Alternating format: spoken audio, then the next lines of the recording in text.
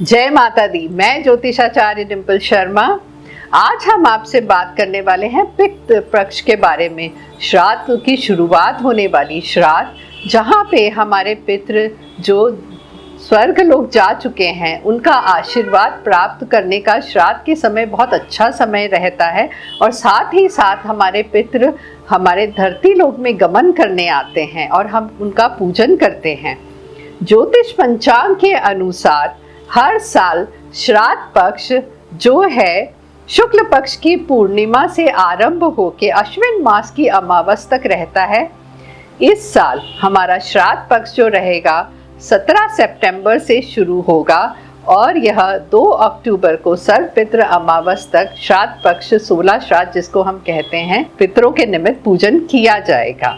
पितृपक्ष पितरों की आत्म शांति के लिए उनको तर्पण आदि के कार्य किए जाते हैं।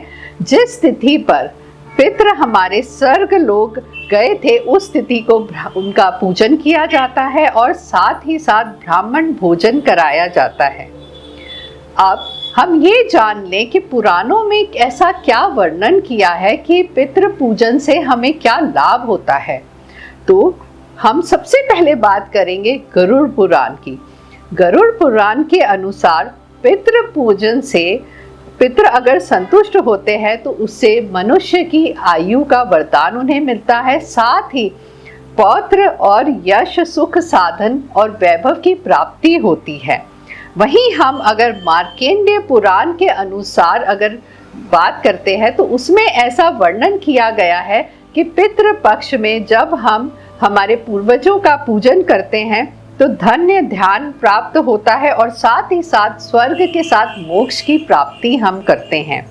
अब अगर हम आते हैं ब्रह्म पुराण के अनुसार अगर हम जाने तो उसमें ऐसा बताया गया है कि अगर हम पितरों का पूजन करते हैं तो हम हमेशा सुख वैभव को प्राप्त करते हैं। साथ ही साथ हमारे कुल में कभी भी दुख और अनिष्ट नहीं होता है। इसके अलावा अगर हम देखें देव स्मृति के अनुसार कहा गया है कि अगर हम पितरों का पूजन करते हैं तो हमें निरोगी काया मिलती है। निरोगी काया कौन नहीं चाहेगा। अगर हम स्वस्थ रहेंगे तो हर कार्य हमारे सिद्ध होंगे और अच्छे रहेंगे। कहते हैं ना, स्वास्थ्य है तो सब है। इस प्रकार हम पूजन करते हैं जैसा कि पुराणों में कहा गया है। अब हम ये जान लेते हैं कि पितृपक्ष का महत्व क्या है। पितृपक्ष मान्यता है कि पितृपक्ष में हमारे पूर्वज धरती पर गमन करने आते हैं। यह देखने आते हैं कि हम उनके निमित्त किस प्रकार से दान पुण्य करते हैं और हम उनको कैसे याद करते हैं। तो पितृपक्ष में श्राद्ध पिंड दान करने से, तर्पण करने से हमें हमारे पितरों की आत्मा को शांति मिलती है और उन्हें मोक्ष प्रदान होता है। ऐसा कहा जाता है श्रद्धा से किया गया कर्म ही श्राद्ध है। तो श्रद्धा भाव से जब हम कर्म करते हैं हमारे पितरों के निमित्त तो उसे हम श्राद्ध का नाम दे दिया गया है और पितरों के लिए अलग से दिन बनाए गए हैं। जिस दिन श्राद्ध करते हैं उस दिन विशेषकर ब्राह्मण को हम भोजन कराते हैं और साथ ही साथ हम गाय को, श्वान को, कौवे को, देवताओं को और साथ ही साथ चींटियों के निमित्त भोजन हम कराते हैं। इसको हम पंचाबली कहते हैं।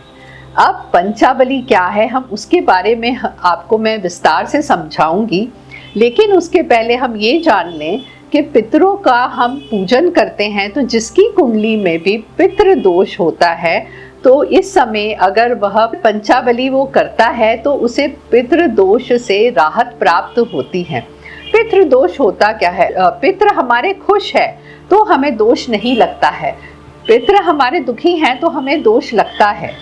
तो इसलिए पितरों के निमित्त हम कार्य करते हैं श्राद्ध के वक्त। लेकिन इस चीज़ का भी हमें खास ख्याल रखना चाहिए कि जो लोग गया जी जाकर पितरों का श्राद्ध कर आए हैं, उनका कर्म कर आए हैं, तो ऐसा कुछ लोगों में भ्रांति है कि उसके बाद उनका पूजन नहीं करना चाहिए, उन्हें याद नहीं करना चाहिए। तो इस चीज़ को हमें ठीक करना चाहिए। जब भी हमारे पितरों की तिथि आती है तो उस तिथि में दान पुण्य अवश्य करना चाहिए, क्योंकि पितरों के आशीर्वाद से ही हम फलीभूत होते हैं। कई बार आपने भी सुना होगा कि संतान सुख की प्राप्ति नहीं आ रही है, कुछ ना कुछ कार्य अधूरे हो रहे हैं, पूर्ण ही नहीं होते हैं। तो कहीं ना कहीं हमारे पूर्वज जब दुखी होते हैं तो दिक्कतें आना घर में शुरू हो जाती हैं। इसका एक उपाय ये भी है कि पंचावली तो निकाले, साथ ही ऐसा माना गया है कि पीपल के पेड़ में पितरों का वास होता है। तो निमित्त अगर पीपल के पेड़ की भी आप पूजन करते हैं तो पितर आपके खुश होते हैं। इसके अलावा आज मैं आपको एक ऐसा उपाय, अचूक उपाय बताती हूँ कि पितरों को कैसे खुश रखा जाए। अमावस के दिन तो हम पितरों का पूजन करते हैं, लेकिन साथ में अगर आपको ये पता चले कि आपको पितृ दोष है तो आपको करना क्या है, आपको एक दीपक लेना है।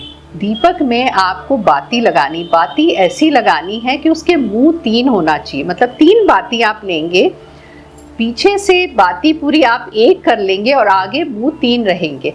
3 मुंह वाला आप अगर दीपक लगाते हैं, और वो भी उसमें आपको सरसों का तेल आपको उस दीपक में डालना है। सरसों के तेल का यह दीपक आपको निमित्त लगाना है। अगर आप ये डेली निमित्त, बरेंडी कहाँ होती है, जहाँ पे हम पानी रखते हैं, जल रखते हैं।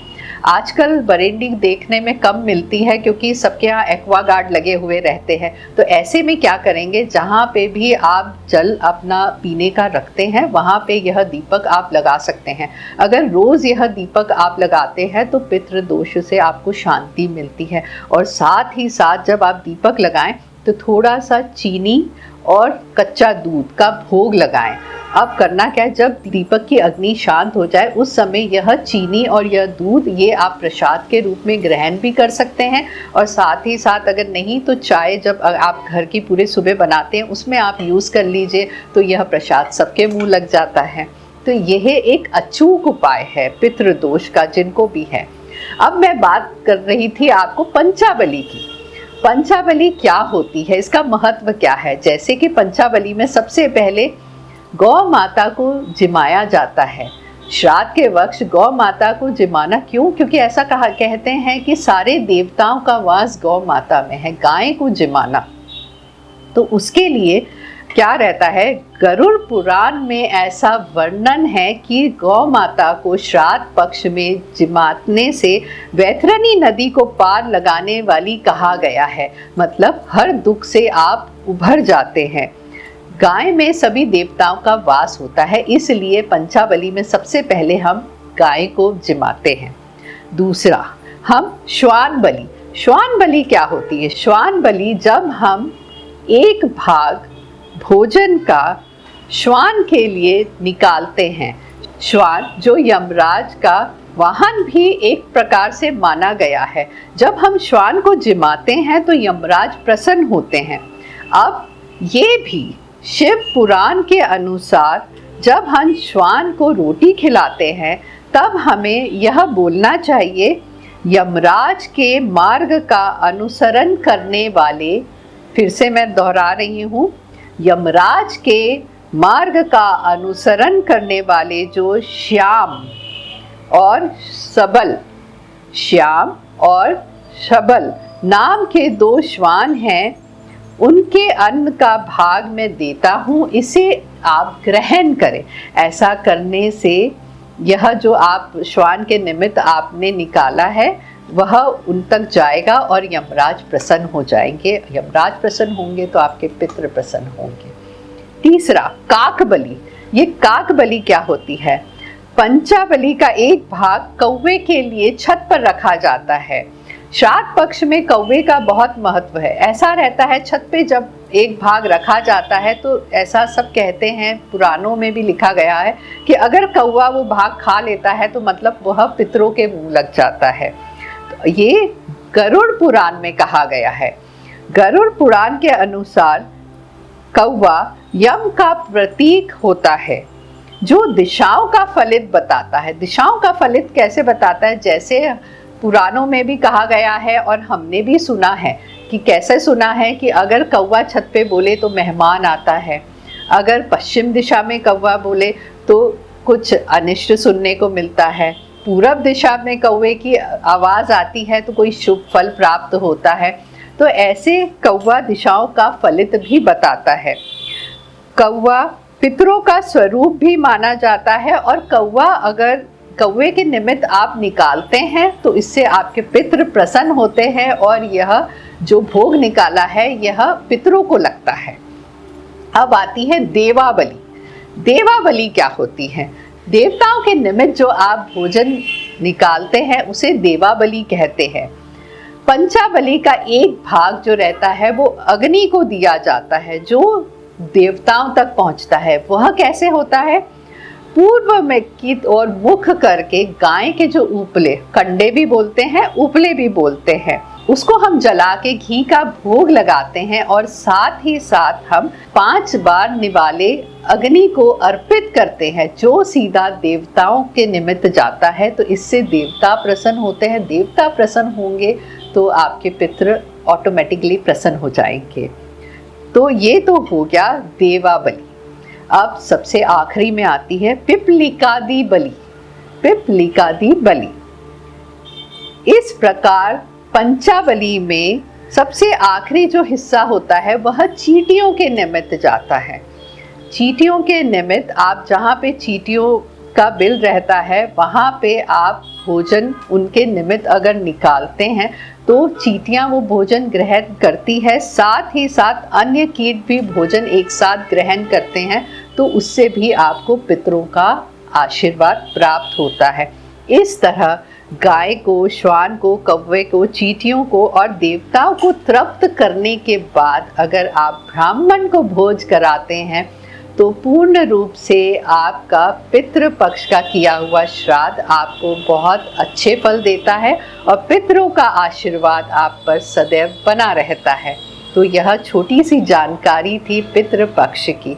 यह जानकारी आपको अच्छी लगे तो चैनल को लाइक, शेयर और सब्सक्राइब करना तो बिल्कुल भी ना भूलिएगा। स्वस्थ रहिए, खुश रहिए। जय माता दी।